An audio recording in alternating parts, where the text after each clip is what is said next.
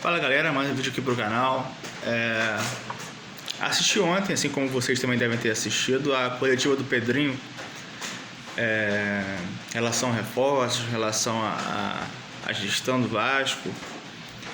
E assim, cara, eu acho que foi, assim, resumindo muito, eu acho que foi mais do mesmo, mais do que ele já falou, a postura que ele tem, as coisas que ele fala, nada contrário ao que ele já tenha falado em outros coletivos, né? Ele não dava uma coletiva dessa desde novembro. Acho que demorou para fazer outra, para falar agora.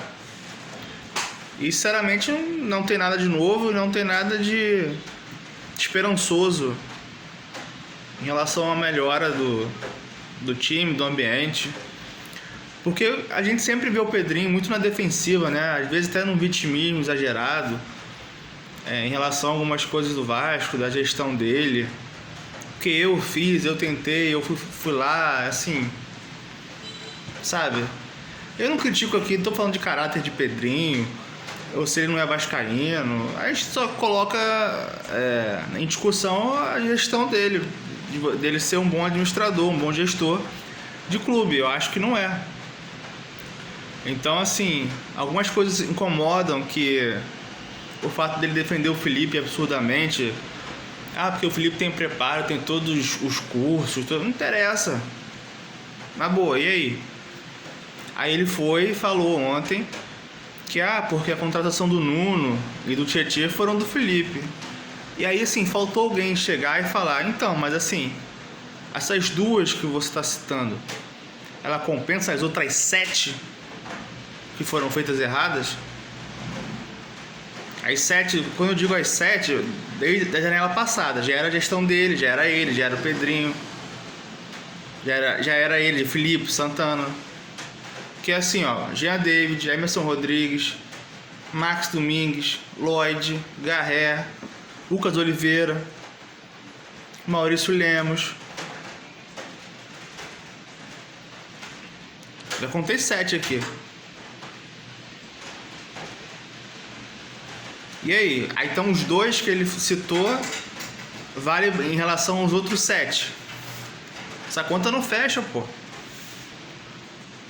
E assim, não admite um erro, é querer tirar, assim, o torcedor de burro. Olha quantas contratações foram feitas na gestão dele já, e na do Felipe, já que ele quer botar tudo no mesmo saco, botar que o Felipe é um bom isso, bom aquilo. Ele tava lá. Ele quer justificar a minoria com a maioria dos erros.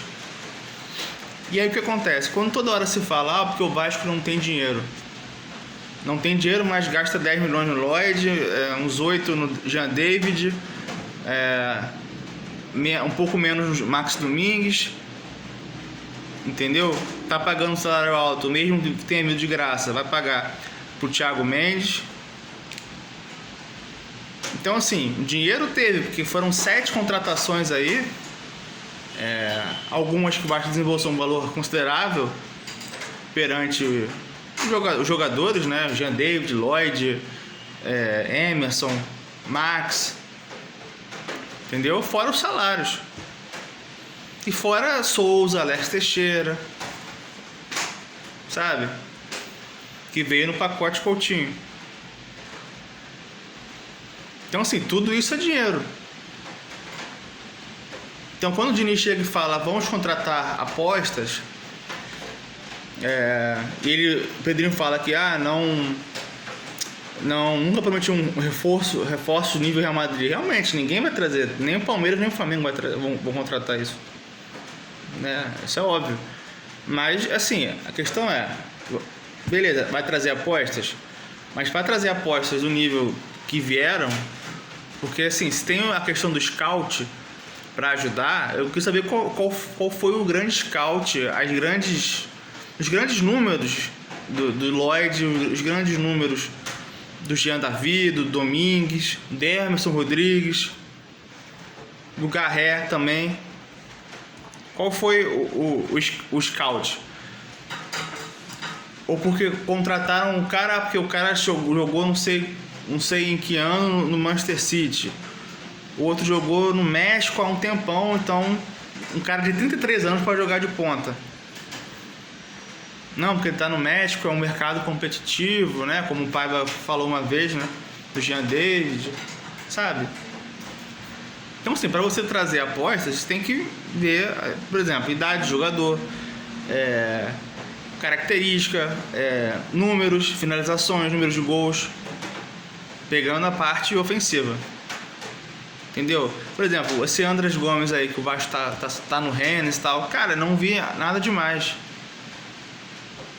É um jogador baixinho, tem 1,71m, 22 anos, joga pelos dois lados, mas eu não vi nada demais. Então, assim, não vejo nada demais dele jogar, ser titular, ou brigar por isso, e vai ser mais um que vai estar ali que, na minha opinião, não vai mudar o patamar de nada.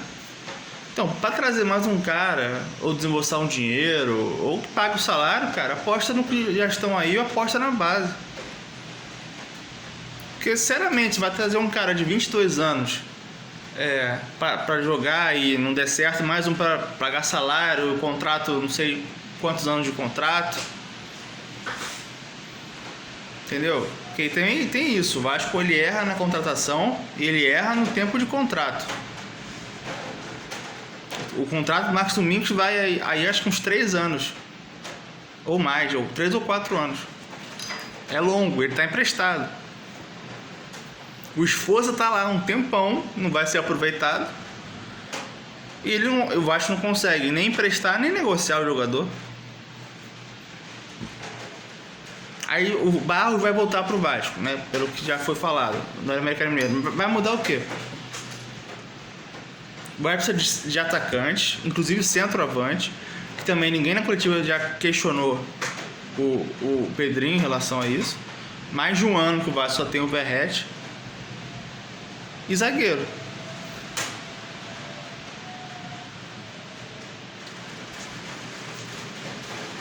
Então, assim, o zagueiro parece que virou prioridade, né? Que aí, eu já vou falar agora do João Vitor. O que o João Vitor tá fazendo, não só dentro de campo, mas nas coletivas, ele mostra que não tá nem aí para a situação do clube. É um cara que não aceita crítica. É um cara que não tem autocrítica de ver que tá errado. Entendeu? É um cara que ganha um salário altíssimo. É um cara que falou tanto do Ramon Dias que não dava chance para ele, né, em 2024.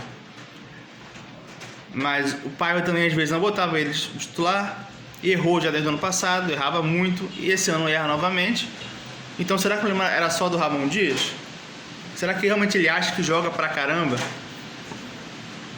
O Diniz acha isso, eu acho ridículo. Acho que assim, a entrevista do Diniz,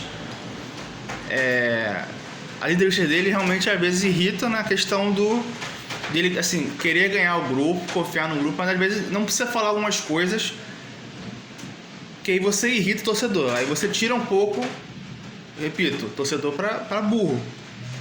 O Vitor não é um bom zagueiro. Ele pode ser um cara rápido, esforçado, mas ele não é um bom zagueiro.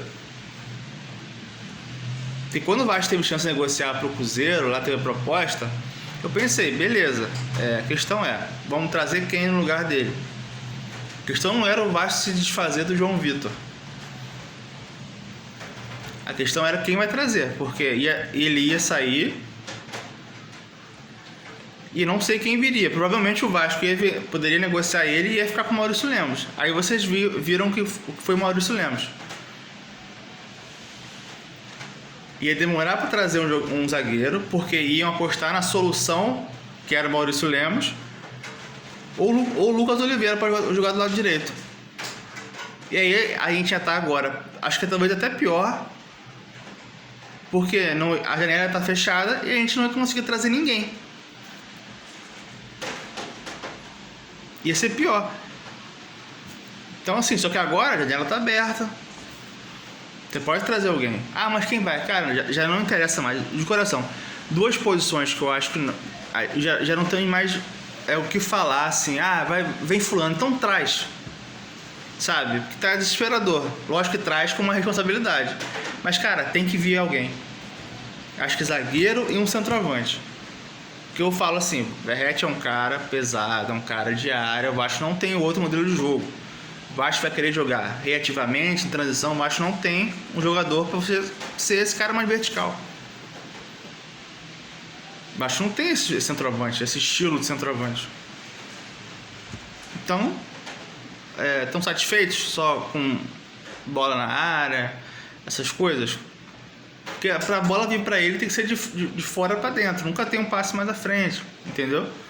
E agora tem que trazer uns 2 zagueiros aí pelo lado direito, porque geralmente Dest joga pelos 2 lados e tudo mais. Mas eu acho que vai ser difícil. Outra coisa, cara. Porque o Vasco procurou, monitorou, acho que a palavrinha da moda agora, monitorou, sondou, né? Nino e Mina. Caralho, não vai trazer, irmão. O Vasco tá sem dinheiro e falam que vai contratar apostas pra ver se dá certo. Você acha que o Vasco vai conseguir tirar o Nino do Zenit e o Mina lá acho que da Premier League, eu acho que ele tá agora, mas não tá legal? Você acha que o Vasco vai conseguir trazer o Mina ou o Nino? Isso aí não é jogada do clube, não. Pra falar, olha, estamos tentando trazer o Mina, estamos tentando trazer o Nino. Aí no final vocês vão ver quem vai ver. Isso se vier, tá? Porque a diretoria ela teve um mês durante o jogo contra o São Paulo para buscar reforços. Só veio o Thiago Mendes. Mesmo assim no final da janela. E até agora não sai nada de Vasco está fechando ou está encaminhado com mais ninguém. Nenhum jogador. Repito, Vasco tem que ter um centroavante, mais um zagueiro pelo lado direito. Acho que um meia e atacante pelo lado. Umas 4 contratações, pelo menos. Aí você acha que vão trazer 4? Quantas vocês acham que eles vão trazer? Porque assim, centroavante já desistiu, porque eles acho que só o Verratti dá conta, é tudo certo. Agora, tem que vir um zagueiro. E aí falam que o Balbuena vai pro Grêmio quase, né? O Diniz não quis porque não é o estilo de jogo que o Diniz gosta. Só que assim, se ele tá criticando o Balbuena, tem 32 anos, não tem o modelo de jogo que ele quer, então ele nunca mais vai botar o Maurício Lemos para jogar. O Maurício Lemos tem a mesma idade, o Maurício Lemos fisicamente está abaixo e não é rápido. Então, se é por conta disso, o Maurício Lemos não joga mais com o Diniz. Concorda? É isso. Então tem que trazer o quê? Um zagueiro que saiba tocar bola, um zagueiro rápido. Já que ele fala que o Vitor é um bom zagueiro, baseado pela rapidez dele, vai ter que trazer um zagueiro que corra.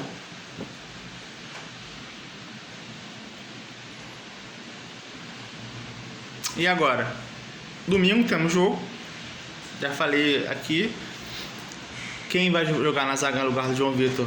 Porque está suspenso. Não sei se ele coloca o Moura, não sei se ele bota 3 zagueiros. No caso, o Gustavo Lucas Freitas. E se o Lucas Freitas estiver melhor da gripe, que estava gripado, né? E bota o Hugo Moura como terceiro zagueiro. Entendeu? Eu sinceramente, contra o Inter, eu poderia botar esses 3 zagueiros, poderia botar um ataque com Ryan e David, mas ele dificilmente vai barrar o Verratti do time. Nem que seja nesse jogo, eu acho difícil que ele vai fazer isso. Eu acho que ele tem medo de tirar o Verratti, eu acho que ele vê o Verratti uma liderança, mas eu acho que a gente tem que pensar na parte de futebol, na parte do modelo de jogo fora de casa. Quando a gente propõe um jogo dentro de casa é uma coisa, fora de casa é outra.